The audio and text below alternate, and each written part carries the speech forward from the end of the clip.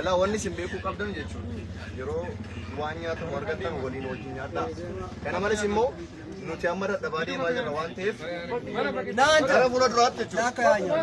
Ilaa dhaggeeffataa dhufni naftanyaa magaalaa kana keessa guddataa jirtu isin turuurraa deebisa beektuni.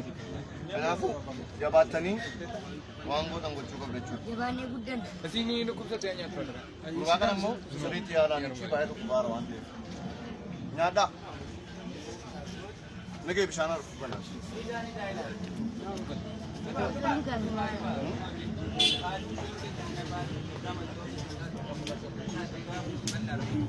Nyaata ishee.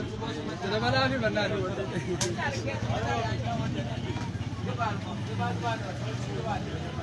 Nyaata argami.